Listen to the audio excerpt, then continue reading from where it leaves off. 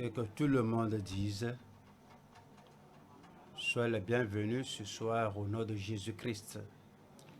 Je prie que la parole de Dieu nous atteigne au point de nos besoins et que ce que Jésus a dit à son Église, à cette Église, que nous écoutions à Christ et que nous lui soyons obéissants au nom de Jésus-Christ. Père, nous te remercions pour cette heure, pour ce temps-ci. Merci de nous avoir ramenés ici ensemble. Merci pour tes serviteurs, ton peuple, les dirigeants. Nous demandons que tu parles à chacun de nous de façon claire et directe au nom de Jésus-Christ. Nous demandons que ta parole nous atteigne et pénètre dans les cœurs au nom de Jésus-Christ. Nous prions que nous ne rejetions pas ta parole et que personnellement, que nous acceptions ta parole et que personnellement, que nous l'appliquions et que nous y obéissons, nous y obéissions au nom de Jésus-Christ. L'avertissement, la promesse, la prophétie, que tout ce que tu révèles soit le nôtre au nom de Jésus-Christ. Merci de nous avoir exaucés. Nous te remercions parce que tout profitera chacun de nous. Au nom puissant de Jésus, nous prions. Que le Seigneur vous bénisse. Ce soir, nous sommes à l'étude de la dernière église. Le Seigneur parlait à son église. Vous vous rappelez bien, il a commencé par l'église d'Éphèse, l'église de Smyrne, et il a parlé à l'église de Pergame.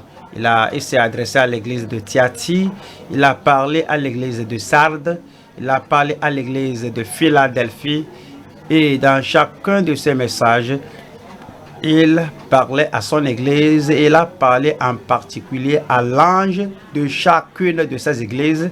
Il a parlé aux dirigeants et aux gens qui devaient prendre soin de son peuple. Et aujourd'hui, de ces 7 églises, nous sommes maintenant à la dernière église aujourd'hui. C'est l'église de Laodicée. Comme on voit, les églises des églises n'ont rien à être reprochées et des églises n'ont rien à corriger. Tout va bien à Smyrne et tout va bien aussi à Philadelphie. Pour les 5 églises, les 5 autres églises, voici la dernière, ce n'est pas la dernière position, mais la dernière des 5. Quand on voit les choses que le Seigneur a dites pour les églises, et en Éphèse, il y a quelque chose à louer, à recommander pour la parole du Seigneur. Et ils ont abandonné le premier amour. Le Seigneur les a rappelés au premier amour. Même à Thyatire, il y a quelque chose à louer. Et ils ne progressaient pas dans les premières œuvres. Ce qu'ils ont fait aujourd'hui est plus grand que ce qu'ils faisaient dans le passé en Smyrne. Quoi qu'il ait le nom d'être vivant, quoique mort, mais il y a peu de personnes qui n'ont pas souillé leurs vêtements et il les a appelés à marcher avec lui en vêtements blancs. Arrivé à l'église de Laodicée, il n'y a rien à louer. Il s'est présenté et après cette introduction, cette présentation, il dit, voici ce que je sais de toi, tu n'es ni froid ni chaud. Que j'aimerais réellement te voir froid complètement, alors je sais que tu es chaud ou bien tu es froid, alors je sais que tu es fervent ou pas, mais tu n'es ni froid ni chaud et tu es tiède. Il dit, je te vomirai de ma bouche, et il leur a donné un conseil de ce qu'ils doivent faire. Comme on vient devant Christ, on ne doit pas être trop sûr de nous-mêmes, être trop confiant en nous-mêmes, être trop satisfait de nous-mêmes, que on ne peut pas prêter attention à ce que Christ nous dit, on ne peut même pas être très sûr de nous, que Christ parle aux autres, que moi je n'ai rien en cela. Alors toute la fois qu'on vient au Seigneur et tout le monde qui vient au Seigneur, alors on doit venir avec le cœur ouvert, l'esprit ouvert, et on doit avoir le désir de recevoir la parole de Dieu, que ce que Christ a à vous dire, vous diriez, Seigneur, me voici, parle, car ton serviteur écoute.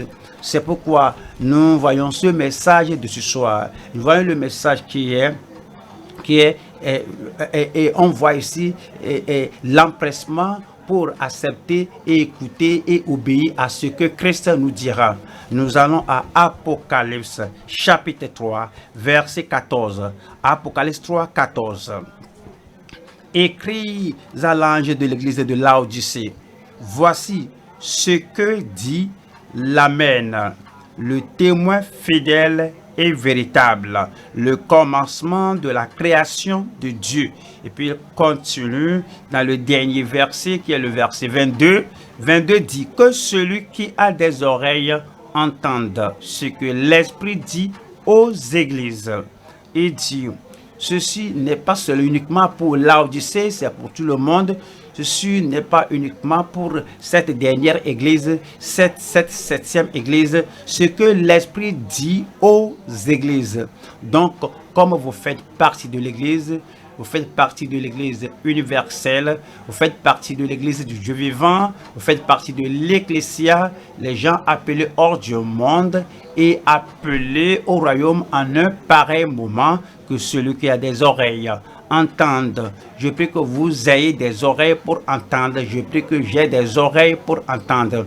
Je ne dirai pas que je prêche, je suis dirigeant, je suis là toutes ces années, que ma position est là et ma position est sécurisée à cause de cela. Quel que soit ce que Christ dit, qu'il leur parle, qu'il ne me parle pas, je prie que mon cœur reçoive. Il faut le dire pour vous-même. Je prie que mon cœur reçoive. Je prie que votre cœur reçoive au nom de Jésus-Christ. Ce soir, nous voyons le message qui est: réveiller l'église de la tiédeur des derniers jours. Nous ne condamnons pas l'église, que ce soit celle de Laodicée ou une autre église. On n'a pas ce droit de corriger l'église ou de doiter l'église. Alors, on ne doit pas, sinon, tout ce qu'on peut faire, c'est de prier ou intercéder pour réveiller l'église de la tiédeur des derniers jours. Soulignez ces mots-là, cette expression derniers jours. Le Seigneur a dit que le temps de sa venue, il a posé la question: trouverai-je la foi sur la terre? Il y aura des gens à la fin de cet âge, à la fin de cette dispensation, au lieu d'avoir la foi fervente en Dieu, au lieu d'avoir la passion zélée pour le Seigneur, ces gens perdront leur foi. C'est pourquoi nous disons que cette tiédeur est une caractéristique de l'église des derniers temps. Et alors le Seigneur va vouloir réveiller l'église de la tiédeur des derniers jours. Et le message est divisé en 3 parties. Première partie: la révélation de la souveraineté du Rédempteur aux Laodiciens. Numéro 2, la reconnaissance et la repentance de l'état de tiédeur. 3, la restauration et la ressemblance des saints au Seigneur. La restauration et la ressemblance des saints au Seigneur. Allons au numéro 1, c'est la révélation de la souveraineté du Rédempteur aux Laodiciens. Comme nous voyons cela, voyons verset 14. Apocalypse 3, voyons le verset 14. Écris à l'ange de l'église de Laodicée: voici ce que dit l'Amen, le témoin fidèle et véritable, le commencement de la création de Dieu. Ici, nous trouvons l'identification du Seigneur Jésus-Christ, l'introduction du Seigneur Jésus-Christ.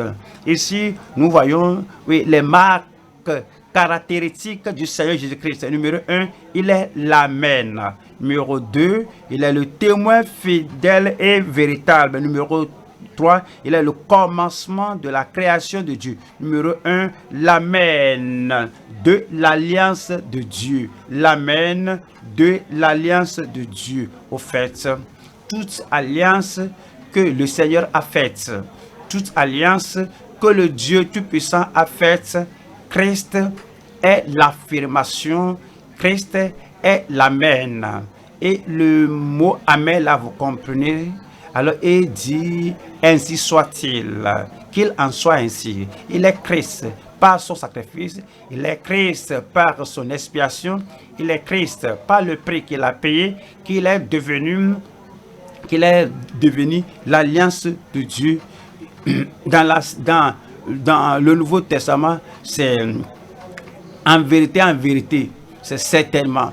Alors c'est pourquoi on voit que ce soit à la fin ou bien au commencement d'une parole que Christ veut réellement affirmer et accomplir, et il dit, en vérité, je vous le dis.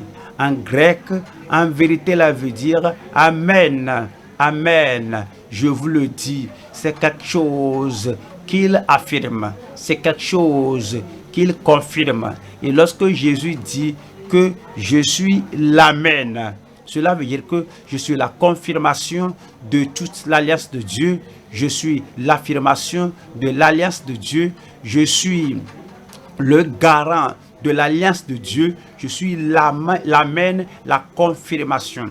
Et voyons 1 Corinthiens chapitre 1 verset 20. Car pour ce qui concerne toutes les promesses de Dieu, c'est en lui qu'est le oui, c'est pourquoi encore l'Amen. Par lui est prononcé par nous à la gloire de Dieu. Toutes les promesses de Dieu, les promesses dans l'ancienne alliance, alors toutes peuvent être accomplies parce que tout le monde attendait l'agneau à venir, Les promesses de la nouvelle alliance peuvent être accomplies parce que nous regardons Jésus-Christ qui est l'Amen de cette alliance. Toutes les meilleures alliances que Dieu nous a données, les meilleures promesses que Dieu nous a données, la promesse du salut, il est l'Amen. La promesse de la sanctification, de la sainteté, il est l'Amen. La promesse de la guérison, de la délivrance, il est l'Amen.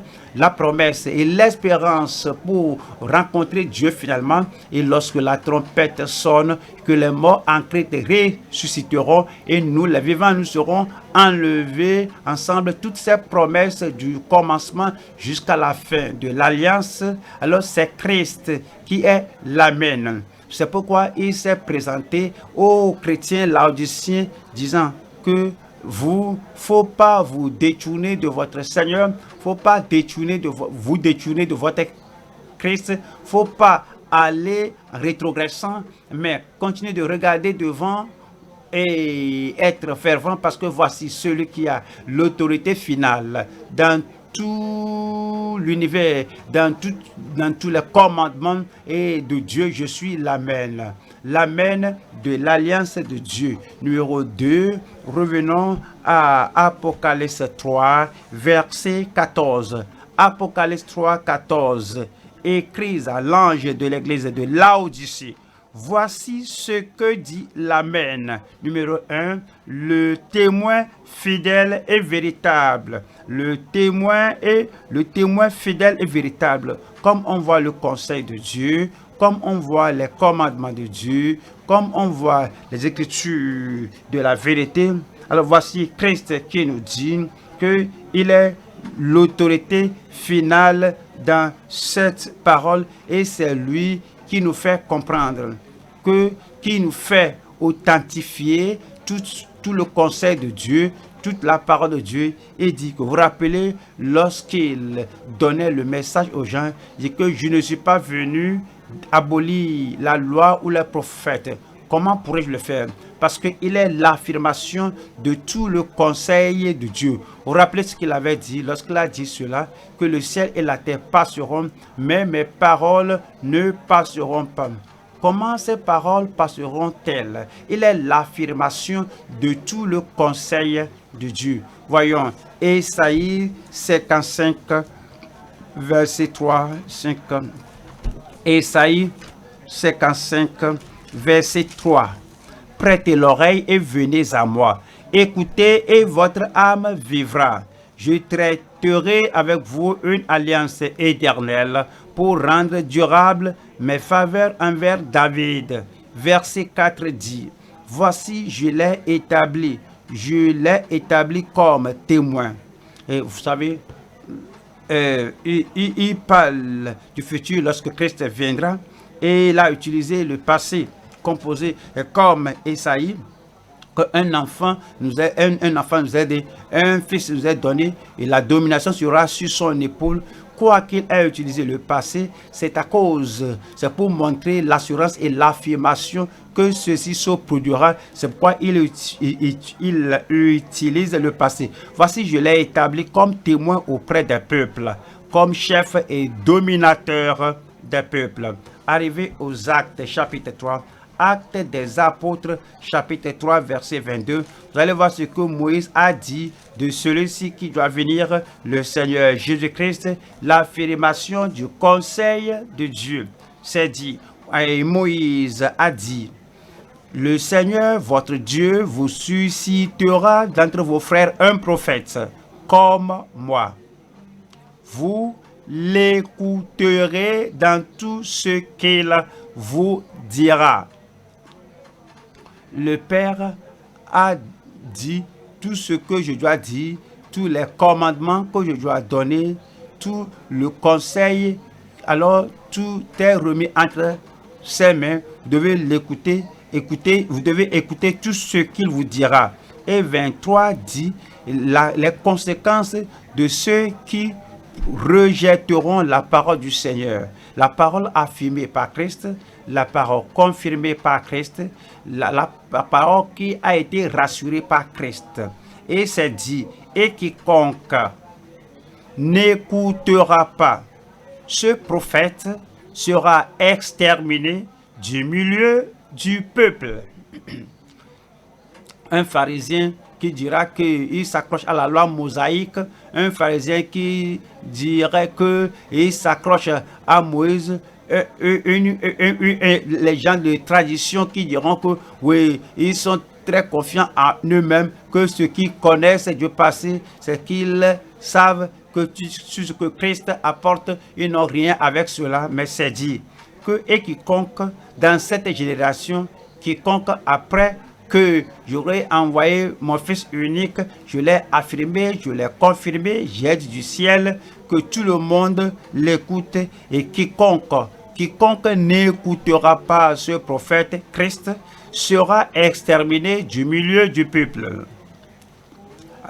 Il est la parole finale du ciel pour tout le monde. Hébreux chapitre 1, Hébreux chapitre 1, Hébreux 1, verset 1.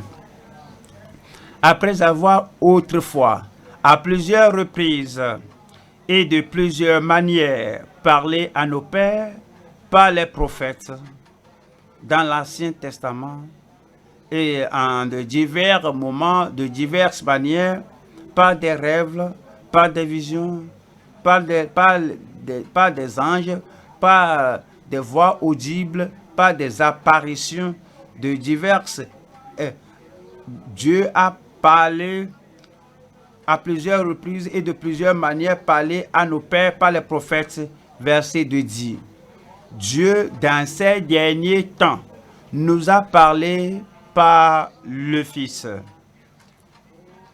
Et dans ces derniers temps, il nous a parlé par le Fils. Tout ce que les autres disent, lui maintenant il nous parle et il affirme ce qu'ils ont dit. Toutes les paroles de la Genèse au sujet de la création, il a parlé de la création. Toutes les paroles en Exode au sujet des enfants d'Israël sortir d'Égypte, il a parlé de cela, il a confirmé tous les sacrifices en Lévitique en nombre, il a tout confirmé. Tout ce qui n'a pas affirmé ne peut pas être accepté, que je ne suis pas venu abolir la loi ou les prophètes. Il a affirmé tout l'Ancien Testament. Maintenant, la parole de l'Évangile, il a également affirmé cela, que les paroles que je dis dans l'Évangile sont vie et sont l'esprit et vie.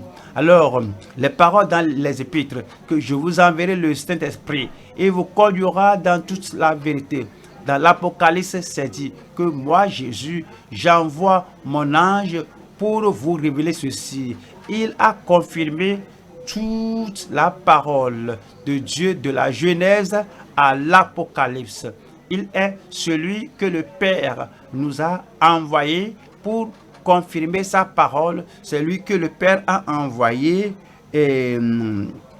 d'être l'héritier de tout, et par lequel il a aussi créé le monde.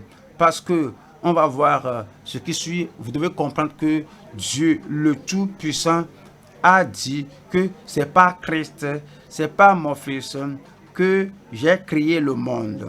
Et le verset 3, il nous dit, et qui, étant le reflet de sa gloire et l'empreinte de sa personne, et soutenant toutes choses par sa parole puissante, a fait la purification des péchés et s'est assis à la droite de la majesté divine dans les lieux très hauts. Allons au troisième point. Nous allons voir voyons, Apocalypse 3.14. Apocalypse 3.14, écrit à l'ange de l'église de Laodicée. Voici ce que dit, numéro 1, l'Amen. Numéro 2, le témoin fidèle et véritable. Numéro 3, le commencement de la création de Dieu. Il y a des sectes qui n'acceptent pas cela et ils interprètent cela pour dire que Christ était créé par Dieu le Père. C'est-à-dire que le commencement, c'est lui qui était la première créature. Après cela, alors Dieu, après tout, il a créé toutes choses. Ce n'est pas vrai. Le commencement là a égaré, a trompé beaucoup de personnes. Le commencement veut dire que le commencement, c'est comme l'initiateur, disons cela, l'initiateur de la création de Dieu. Le créateur de la création de Dieu. N'est-ce pas ce qu'il a dit? Voyons cela. Apocalypse 22, 13. Apocalypse chapitre 22, verset 13 dit, je suis l'alpha et l'oméga. Voici Christ qui parle ici, le premier et le dernier, le commencement et la fin. Cela ne veut pas dire que quand il dit que je suis l'alpha et l'oméga, c'est exactement ce que le Père a dit de lui. Comme le Dieu Tout-Puissant est l'alpha et l'oméga, moi je suis l'alpha et l'oméga.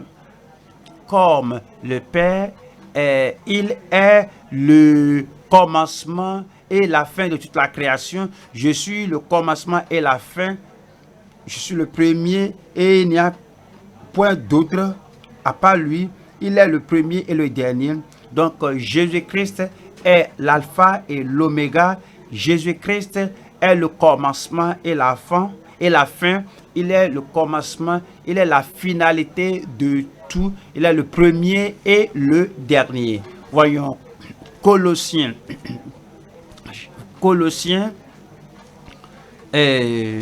que je vous illumine au sujet de ceci. Ouais, Colosse étant une ville proche de Laodicée, il y avait des erreurs qui rentraient à Colosse. Il y a des erreurs aussi qui sont en train de se répandre en Laodicée. Et ces deux villes sont séparées de 10 km. Ils ne comprenaient pas la divinité de Christ à Colosse et à Laodicée. Donc ce qui était arrivé à Colosse était arrivé à Laodicée. C'est pourquoi c'est dit maintenant au Colossiens chapitre 1, 15 qui dit, car en lui ont été créées toutes ce 15. Il est l'image du Dieu invisible, le premier-né de toute la création. 16. Car en lui, c'est-à-dire le commencement, l'auteur, le créateur, Jésus-Christ notre Seigneur, car en lui ont été créées toutes les choses qui sont dans les cieux et sur la terre, les visibles et les invisibles, trône, dignité, domination, autorité. Tout a été créé par lui et pour lui. Tout a été créé par lui et pour lui. Alors il a affirmé la divinité de Christ et le fait qu'il soit Dieu. Et il n'y a rien qui ait existé avant lui, il n'y a rien qui puisse exister après lui. Il est le créateur et c'est par lui que tout a été créé et tout a été créé par lui et pour lui. Et le verset 17 dit, il est avant toute chose. Voyons cela, Christ, Jésus-Christ, il est avant toute chose et toute chose subsiste en lui. Et verset 18 nous dit, il est la tête du corps de l'Église. Il est le commencement, le premier-né d'entre les morts, afin d'être en tout le premier. Et le verset 19 dit, car Dieu a voulu que toute plénitude habita en lui. Car Dieu a voulu. Il a plu au Dieu Tout-Puissant qu'en Christ que toute plénitude habita. On a vu maintenant l'introduction, la présentation de Christ, celui qui a amené le message à l'église à Laodicée. Nous allons maintenant au deuxième point. Deuxième point, nous avons la reconnaissance et la repentance de l'état de tiédeur. Voici un message très sérieux, voici un message très pénétrant que Christ a envoyé à l'église de Laodicée. Non seulement il envoie cela à l'église de Laodicée, mais aussi à toutes les églises. Comme il a dit, que celui qui a des oreilles pour entendre, entende ce que l'Esprit dit aux églises. Voyons cela, il est Christ.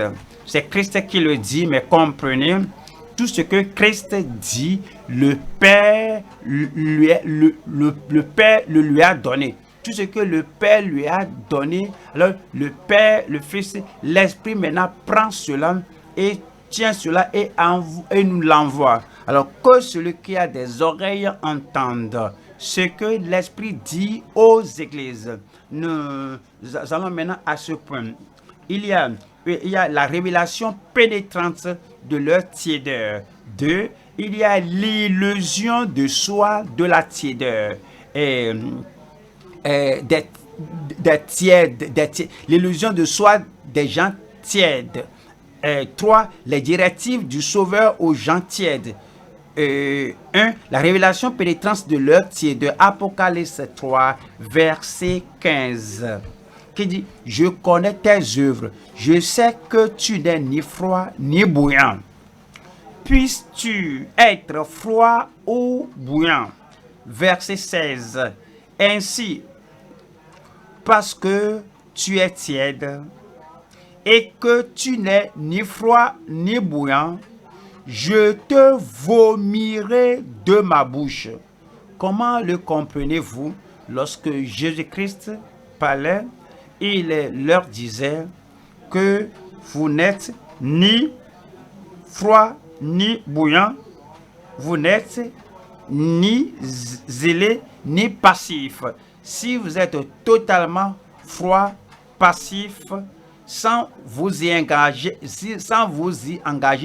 je saurais que vous n'êtes pas là. Alors si vous êtes zélé, progressif, je saurais que vous êtes là. Mais vous n'êtes ni zélé ni passif. Alors vous avez combattu pour la foi. Mais maintenant, vous ne combattez pas pour la foi. Vous dites que vous êtes là, vous dites que vous avez cru, vous dites que vous êtes là, mais vous ne faites rien de cela. Vous ne combattez pas, ne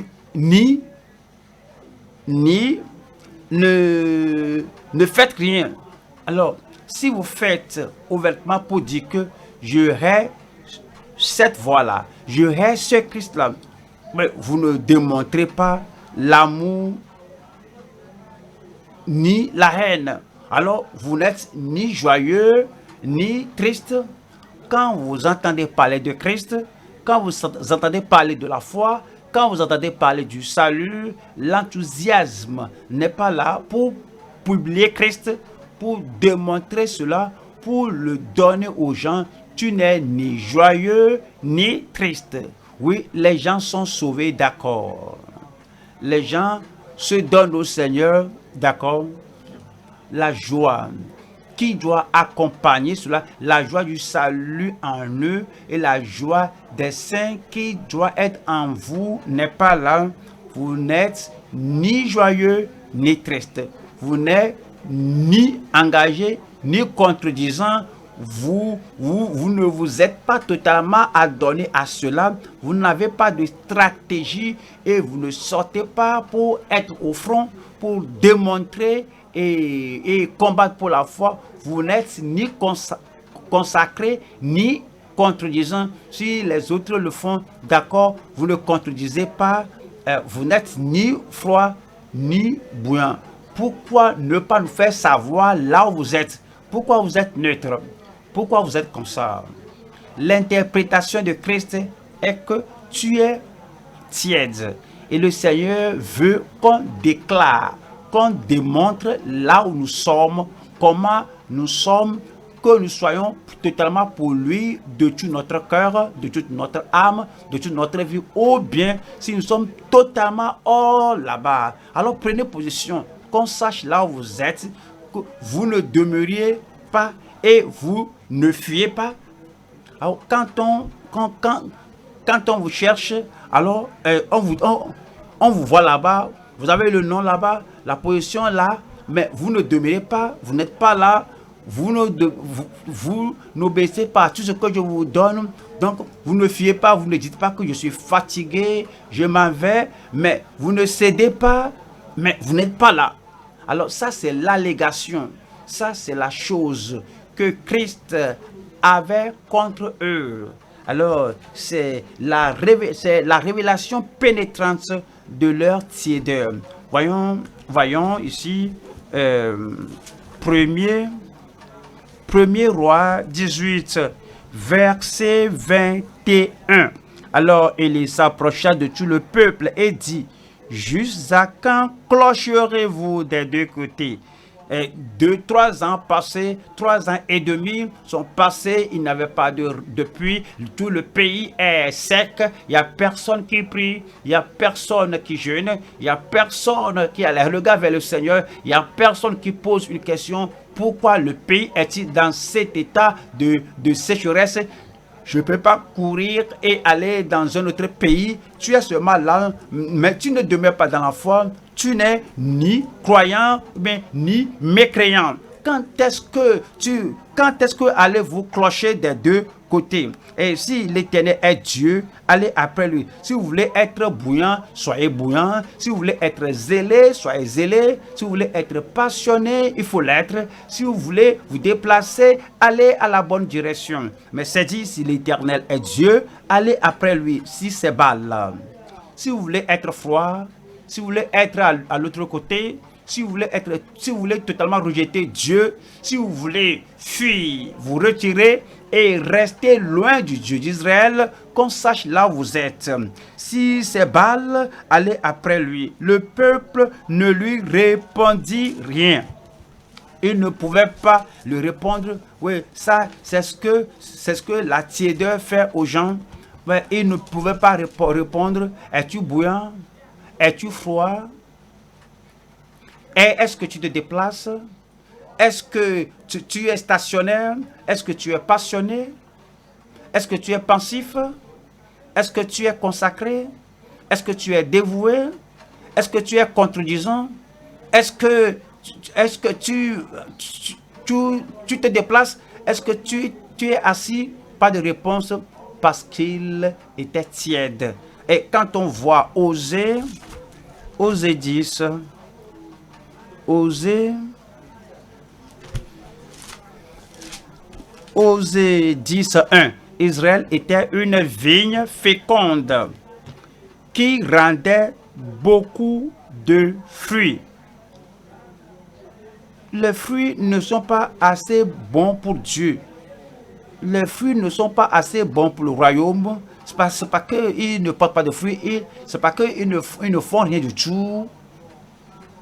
Ils ne se déplacent pas, mais ils ne se sont pas immobilisés, mais ils ne vont pas à la bonne direction de la fécondité pour Dieu, mais ils ne sont pas stationnaires. Quelqu'un peut se déplacer, mais il va ne pas. Quelqu'un peut commencer à tourner en rond alors qu'il ne réalise rien, il ne parvient à aucune destination. Quelqu'un qui porte de fruits, mais il ne porte pas de fruits pour Dieu, il porte de fruits pour lui-même. Et c'est dit au verset 2, leur cœur est partagé, ils vont emporter la peine.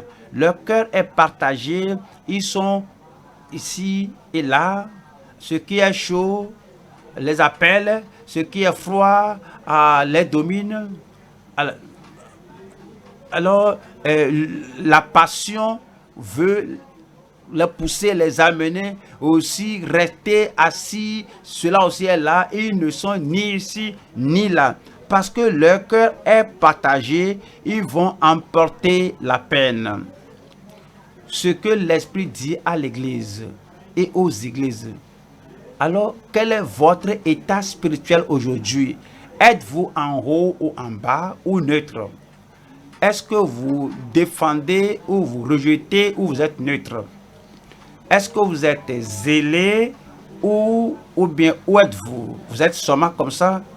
Vous êtes neutre? Un chrétien neutre? Un dirigeant neutre? Vous êtes au milieu?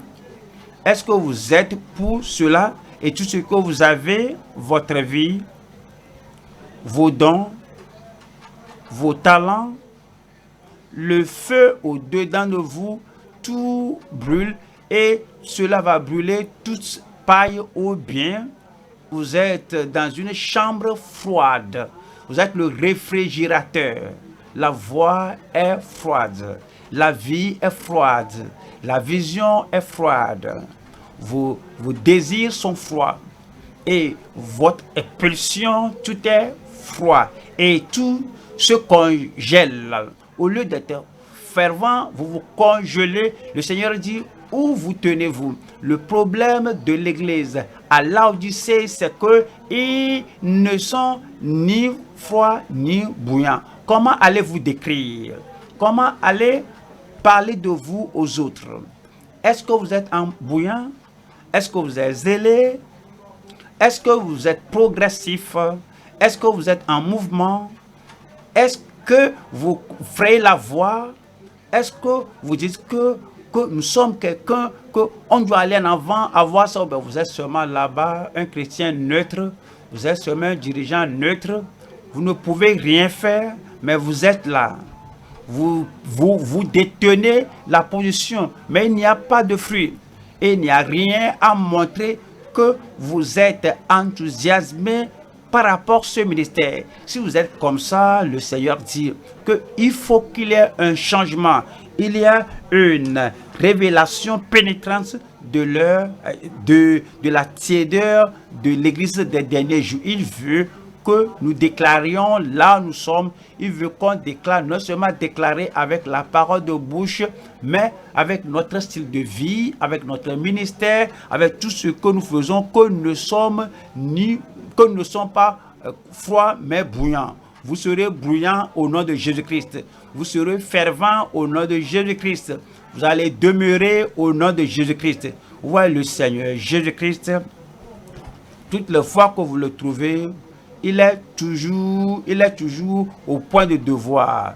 Quel que soit ce que les autres disciples pensaient, quel que soit ce que les autres disaient, il est chaque fois là. Alors, si c'est d'aller à la croix, alors il allait à la croix de tout son zèle, avec toute la passion, avec de tout son cœur. Il essaie de confronter les pharisiens.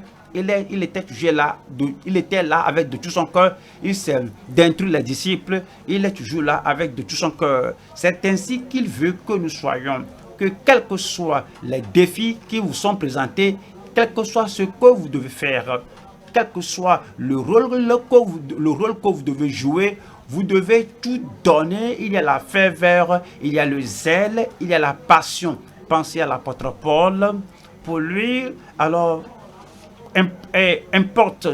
peu importe ce qui se passe, que les amis soient là, que ce soit les adversaires, que ce soit les persécutions, que ce soit l'éloge des gens, que l'Esprit parle, que j'ai choisi Paul et Silas, et puis il se lève et directement il se met à l'action, qu'on le trouve en prison, Paul et Silas, à tout moment.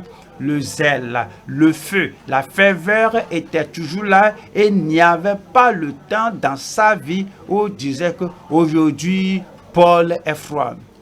Pourriez-vous le blâmer? Il a été lapidé, c'est pourquoi il était froid. Il a été emprisonné, c'est pourquoi il est froid.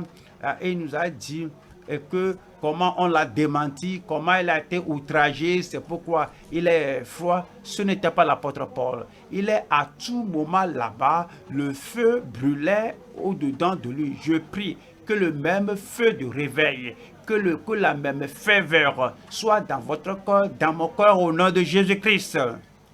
La froideur va disparaître, l'apathie va s'évaporer, la léthargie va se dissiper, la tiédeur va disparaître. Et le fait de fuir, c'est trop pesant, je ne peux plus le supporter.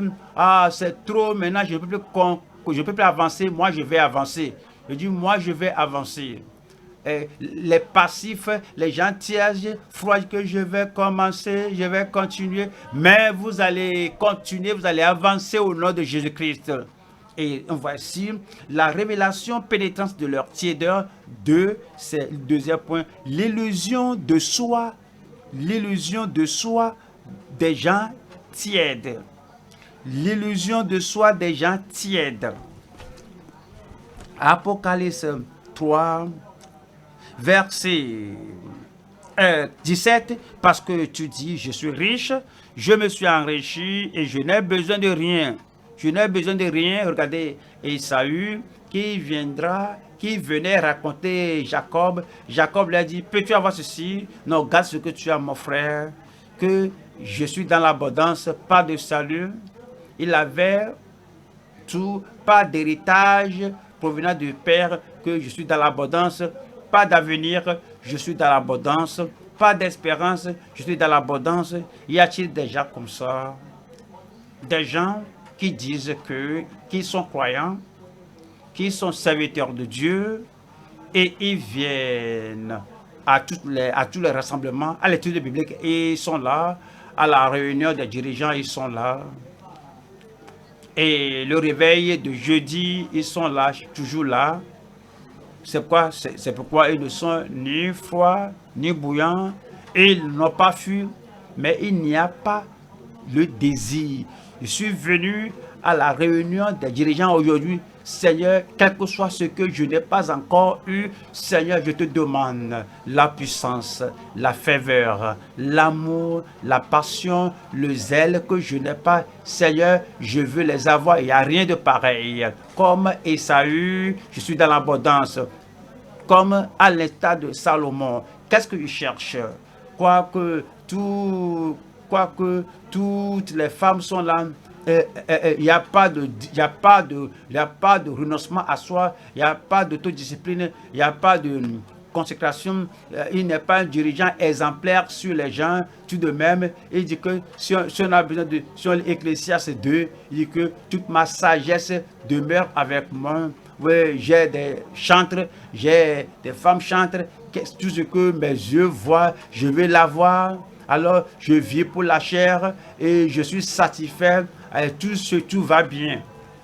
Ça, c'est comme l'homme là, et qui est révélé en Luc 12, qui a dit que tout va bien, ses récoltes. Il a dit que maintenant que je suis dans l'abondance, alors que je vais faire maintenant, que je vais maintenant bâtir de grands greniers, et je dirai à mon âme, prends ton repos et mange, parce que j'ai tout, alors je n'ai besoin de rien. Le Seigneur a dit, toi insensé, cette nuit ton âme te sera redemandée, et ce que tu as, à qui cela sera-t-il?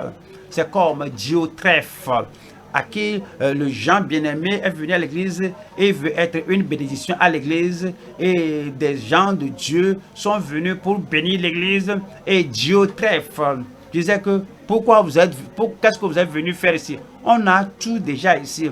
Alors quiconque acceptera d'être là, il l'accepte et il rejette la personne, il chasse la personne parce que Diotrephe dit qu'on a tout. C'est l'état de l'église tiède contre Russie. Il y a l'illusion de soi des tièdes. Comment êtes-vous spirituellement? Comment êtes-vous quand on pense à tout ce que le Seigneur a souffert? Nous parlons du renouvellement de notre vie, ceux qui sont sauvés. Nous avons parlé du rafraîchissement, de la restauration de tout ce que nous avons reçu, que nous aurions perdu. Alors, est-ce que vous avez le souci? Nous parlons de la sanctification, oui, le cœur de Christ en l'homme. Nous allons parler de la pureté du cœur, la sanctification sans laquelle personne ne verra le Seigneur. Est-ce que vous priez pour cela? Nous parlons de la puissance du Saint-Esprit qui doit venir sur nous, qui doit ébranler toutes choses de notre vie et nous rend fervents et en feu et nous fait avoir la vision, et nous sommes en mesure de dire comme l'apôtre Paul que je n'ai pas résisté à la vision céleste, et les gens prient et crient de tout leur cœur, disent Seigneur, visite-moi encore, visite notre église encore. Mais tu les regardes, tu regardes en haut, tu regardes ta montre. Quand est-ce qu'ils vont cesser cette prière? Est-ce que nous ne sommes pas des gens sauvés? Est-ce qu'on n'est pas sanctifié? Est-ce qu'on n'est pas baptisé dans le Saint-Esprit? Il n'y a rien qui vous touche, il n'y a rien qui vous pousse, il n'y a rien qui vous réveille. Le Seigneur veut qu'on se réveille et qu'on cesse toute cette illusion de soi et croyant qu'on a tout alors qu'on n'a pas assez. On va aux Galates. Galates 6.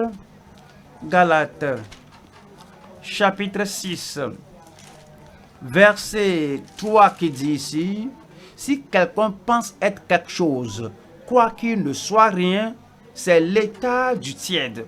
Lorsque quelqu'un pense être quelque chose, quoi qu'il ne soit rien, il s'abuse lui-même. Ça, c'est l'illusion de soi. L'illusion de soi des gens tièdes. Et que je suis sauvé, et si quelqu'un peut rendre témoignage d'être sauvé, je suis le numéro 1, je suis sauvé. Mais regardez les détails de sa vie. Est-ce que c'est l'aspect, l'apparence, la démonstration, le style de vie de celui qui est sauvé dans le sens du Nouveau Testament? Je suis sanctifié, moi, peu importe ce qu'il prêche, moi, je m'en fiche de ce qu'ils disent. Moi, je sais que je suis sanctifié. Regardez son cœur, regardez ses pensées, regardez sa disposition. Est-ce la pensée de celui qui est réellement sanctifié? Il dit que je sais que je suis consacré, je sais que tout va bien, mais il dit, mais que moi, j'ai tout ce que je dois avoir. Mon frère, qu'est-ce que Christ peut faire pour toi aujourd'hui? Ah, tout va bien. Ma soeur, qu'est-ce que Christ peut faire dans ton cœur, dans ta vie spirituelle aujourd'hui? Tu vas bien avec moi? Est-ce que réellement tu vas bien avec toi? Est-ce que le ciel confirme que tu vas bien avec toi? Est-ce que tu rates quelque chose parce que tu te prends pour quelqu'un alors que tu es rien, un vaurien? Alors, si quelqu'un pense être quelque chose, quoi qu'il ne soit rien, il s'abuse lui-même. Qu'est-ce que le Seigneur dit? Allons à Apocalypse chapitre 3 et voyons le verset 17. Apocalypse 3 et voyons la deuxième partie du verset 17 qui dit ici.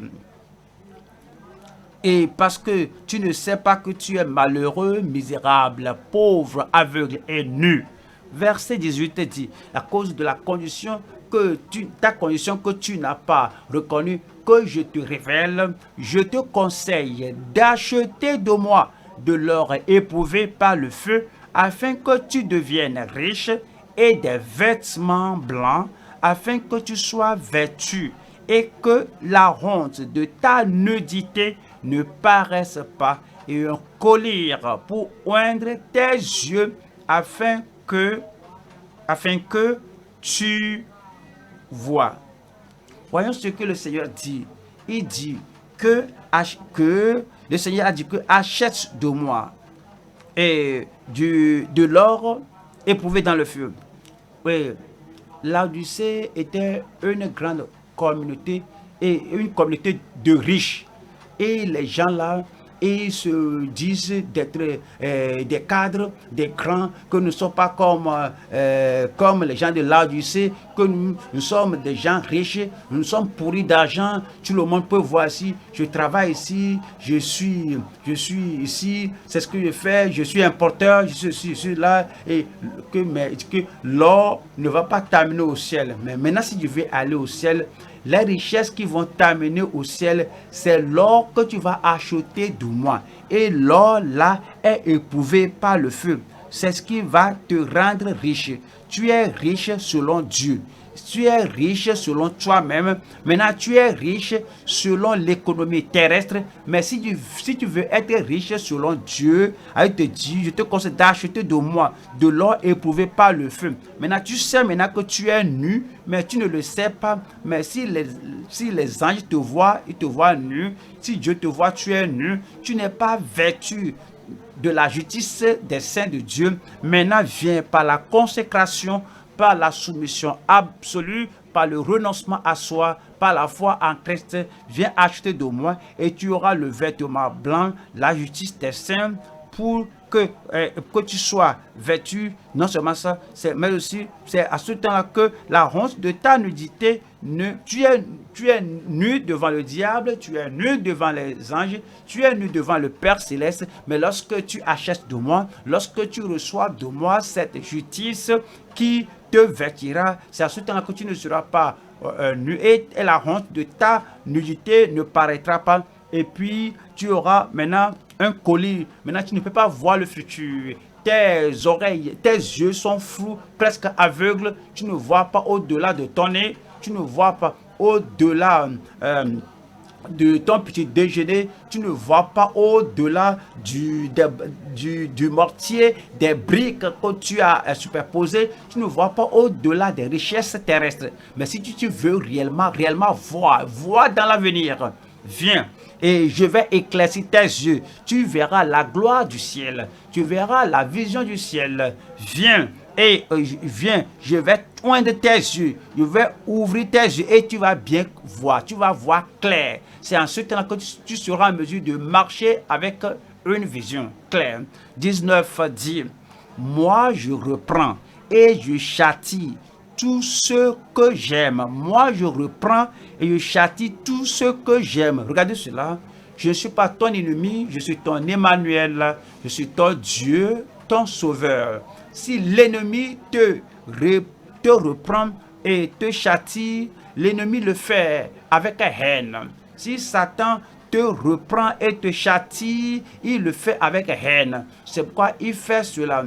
Si les gens religieux te persécutent et te reprennent, ils le font avec haine. Si tes opposants, tes adversaires, les gens qui ne veulent pas ton progrès, s'ils te reprennent et te châtient, ils le font avec haine. Mais moi, je viens. Je vois le prix que j'ai payé pour toi. Je suis mort pour toi. Ce n'est pas pour te faire demeurer dans cette condition de tiédeur, dans cette situation de léthargie. Je t'aime. Je veux que tu sois au ciel. Je veux que tes œuvres, je veux que tes fruits soient constants, demeurent. Je veux que tu fasses quelque chose.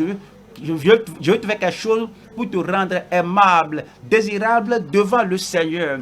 À cause de cet amour, je te reprends, je te châtie. Je ne veux pas que tu sois satisfait de toi-même. Je ne veux pas que tu dises que je suis dans l'abondance, que je vais bien. Non, ça me touche jusqu'à la moelle. Quand je sais que tu ne progresses pas, cependant tu es satisfait de ta position, tu es satisfait de là où tu es, alors c'est par amour que je veux que tu fasses le progrès. C'est pourquoi je te reprends et je te châtie. Accorde-toi avec moi. Réponds. Et c'est dit maintenant, aie donc du zèle et repens-toi. Aie donc du zèle et repens-toi de ton orgueil. Repens-toi de ton autosuffisance et repens-toi de ta satisfaction et repens-toi et pour dire que non, je ne suis pas satisfait. Seigneur, j'ai besoin de tout ce dont tu as pourvu pour moi. Seigneur, je veux être zélé pour le Seigneur. Je veux être quelqu'un qui va en avant. Je veux faire quelque chose que je n'avais pas fait. Seigneur, c'est dit, aie donc du zèle et repens-toi. Il ne faut pas dire que ça c'est ma nature, je ne suis pas une condition solide pour courir. C'est ainsi, je suis toujours, quel que soit ce que je vais avoir, la chose m'arrive, moi je ne lutte pour rien.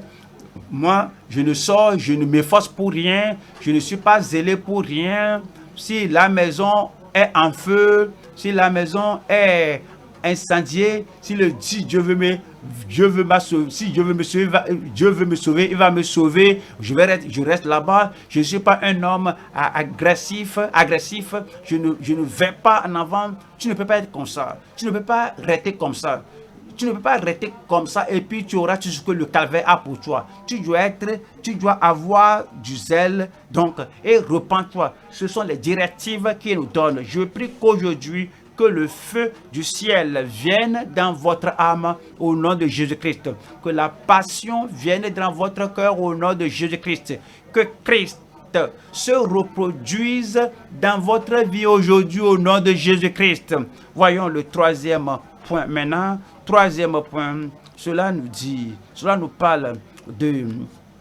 parle de la restauration et la ressemblance des saints au Seigneur. Il veut que nous soyons comme lui, la ressemblance au Seigneur, la restauration et la ressemblance des saints, des serviteurs de Dieu, des économes de Dieu, des mystères. Alors, il veut que nous lui ressemblons.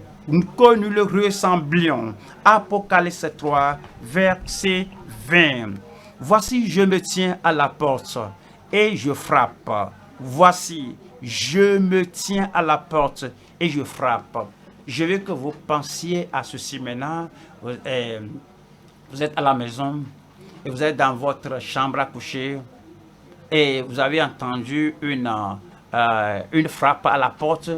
Et vous ne vous levez pas pour voir qui est la personne. C'est comme vous rejetez tout le monde sur la terre. C'est comme vous rejetez tout le monde au ciel. Qui que soit la personne, pourquoi il frappe maintenant? Mon silence va lui montrer que moi je ne te veux pas. Je ne veux pas t'accueillir. Pourquoi ne pas aller voir qui est la personne? Christ a dit que c'est moi. Je frappe à la porte de ta maison, de ta porte. Est-ce que tu le demandes? Pourquoi tu frappes? Qu'est-ce que tu veux? Mais je vais bien. Je n'espère rien de toi. Je n'espère aucune visite du ciel. Nous devons être dans l'attente. Et Christ parle haut et fort et dit que je me tiens à la porte de ton cœur et je frappe. Si quelqu'un entend ma voix et ouvre la porte, j'entrerai. Oubliez le passé. Je vais oublier le passé, je vais oublier sa tiédeur, je vais oublier sa passivité, je vais oublier quelle que soit l'imprudence du passé. Mais si quelqu'un, s'il n'a pas dit que je suis sauvé, satisfait, s'il n'a pas dit que je suis sanctifié, je suis satisfait, s'il n'a pas dit que je suis serviteur de Dieu, un gagneur d'âme, je suis satisfait, s'il ne dit pas que je fais assez, je fais beaucoup, je suis satisfait, s'il ne dit pas que je n'espère personne, Christ dit que voici, je me tiens à la porte et je frappe. Si quelqu'un entend ma voix et ouvre la porte, oui, tu peux ouvrir la porte. Il peut ouvrir la porte. Nous savons qu'il a la clé qui ouvre, personne ne peut fermer, et qui ferme, personne n'ouvre. Néanmoins, il a donné le libre arbitre à tout homme pour accepter ou rejeter. Il ne défoncera pas la porte de votre cœur. Il sait ce dont vous avez besoin. Il connaît la grâce dont vous avez besoin. Il connaît l'amour dont vous avez besoin pour vous l'imputer. Il connaît la faveur dont vous avez besoin. Il peut mettre le feu dans votre âme. Mais il ne va pas défoncer la porte de votre cœur. Et il s'est dit que si quelqu'un entend ma voix et ouvre la porte, alors vous devez ouvrir la porte du dedans, la porte de votre cœur.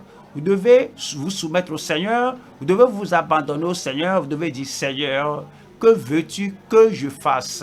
devez lui dire, Seigneur, je suis désolé du passé. Devez lui dire, Seigneur, me voici, je t'ouvre tout, mon cœur, ma volonté, je te soumets tout, je t'abandonne tout. Si quelqu'un, quel que soit aussi léthargique, aussi tiède que tu sois, si cet homme, cette femme, ce serviteur ouvre la porte, j'entrerai. Alors il entre avec les grâces du ciel, avec le feu du ciel, avec tout du ciel, avec tout ce dont vous aurez besoin du ciel, et dit, j'entrerai chez lui, je souperai avec lui, je communierai avec lui, je me reconnecterai avec lui. Nous aurons l'intimité, la communion, mais tu dois prendre l'initiative, tu dois ouvrir la porte de ton cœur, et lui avec moi, et lui avec moi. Il veut une réponse. Il veut qu'on dise, Seigneur, oui, me voici, j'ouvre maintenant ta porte, quel que soit ce que tu veux de ma vie. Seigneur, je te soumets tout. Seigneur, je me suis retenu beaucoup. Maintenant, Seigneur, je veux tout ce que le ciel a pour moi. C'est la réponse qu'il demande de vous. Voilà la réaction ou la réponse dans la soumission au Christ compatissant. Apocalypse chapitre 20, 21. Apocalypse, s'il n'amène pas la grâce, la puissance du ciel, vous ne pouvez pas vaincre. S'il n'amène pas ce feu du ciel, cette ferveur, s'il n'amène pas cela, vous ne pouvez pas être vainqueur. Apocalypse 3, 21, s'il n'amène pas sa nature en vous, comme il soupe avec vous, comme il communie avec vous, comme il vit en intimité avec vous, s'il n'amène pas les vertus du ciel dans votre âme, et alors vous ne pouvez pas être vainqueur. Apocalypse 3, et comme dit, comme vous ouvrez la porte, la possibilité de vaincre sera la vôtre. Apocalypse 3, 21, celui qui vaincra, je le ferai asseoir avec moi. Si vous mangez avec moi, vous allez asseoir avec moi. Si vous demeurez en moi, vous allez asseoir avec moi. Si vous continuez avec moi, finalement, alors si vous vainquez, vous triomphez de tous les obstacles, et si vous enlevez, si vous délivrez, si vous vous dégagez de toute léthargie, de toute tiédeur, si vous me suivez, celui qui vaincra, je le ferai asseoir avec moi sur mon trône. Il vous fera sortir de la prison, de la tiédeur, des ténèbres de la tiédeur, et vous amènera au sommet de la montagne de savoir le Seigneur. Il s'assoira avec le Seigneur sur son trône. Comme moi, j'ai vaincu et me suis assis avec mon Père sur son trône. Alors, il peut nous transformer, qu'on devienne comme lui, et comme lui-même est, tel nous le serons. Et on va à 2 Corinthiens chapitre 3, verset 18.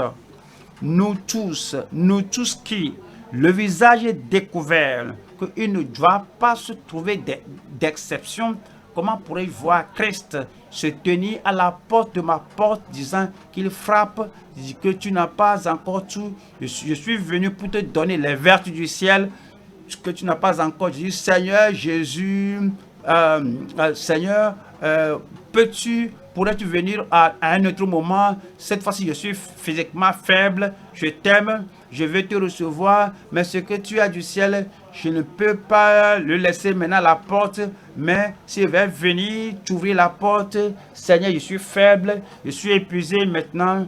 Et Christ, il y a beaucoup d'activités, nous sommes là, on est là-bas. Maintenant, tu tapes, tu veux que j'ai encore ce feu, cette faveur. Je suis désolé.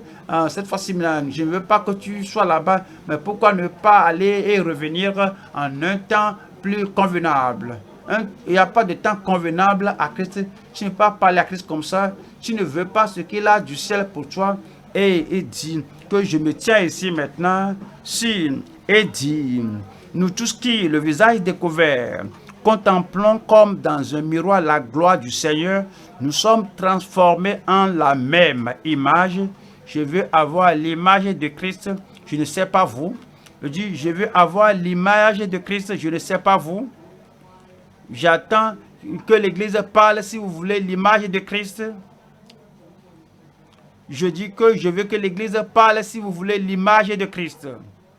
Si vous voulez l'amour de Dieu, si vous voulez le feu de Christ, si vous voulez la ferveur de Christ, si vous voulez le zèle de Christ, si vous voulez la nature d'obéissance de Christ, si vous voulez la puissance qui l'a poussé et l'a conduit chaque fois à faire la volonté de Dieu, que tu as l'occasion, je veux que tu me ressembles, même comme je suis, tu seras transformé en la même image de gloire en gloire, comme par le Seigneur l'Esprit.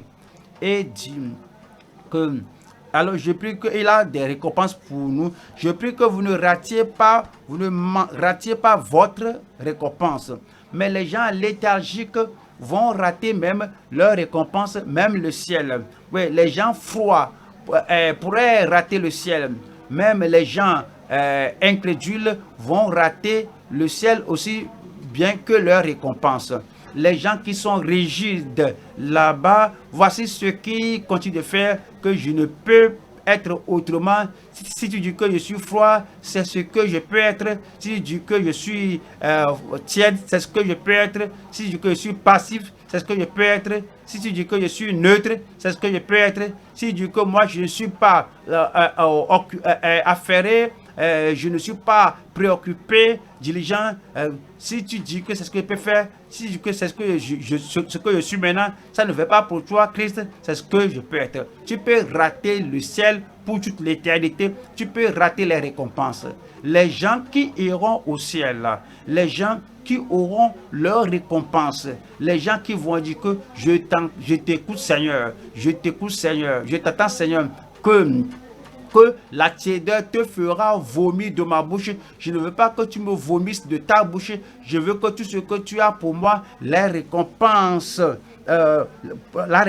pour le vainqueur ferme et courageux. Apocalypse 3, verset 21. Celui qui vaincra, par la grâce de Dieu, je vaincrai. Quel que soit ce qui se passera, je vaincrai. Quelles que soient les tentations, je vaincrai. Pourquoi ne pas parler pour vous-même? Quelles que soient les tentations, je vaincrai. Quels que soient les obstacles que le diable mettra devant moi, moi je vaincrai. Que j'entende l'Église dire, je vaincrai. Celui qui vaincra, je le ferai asseoir avec moi sur mon trône, comme moi j'ai vaincu. Tel comme Jésus-Christ, Satan est venu le tenter, il a vaincu. Jésus-Christ a dit qu'il peut nous donner la puissance que comme lui l'a vaincu, que nous allons vaincre. Dans le jardin de Gethsemane, il a dit, pas ma volonté, mais la tienne.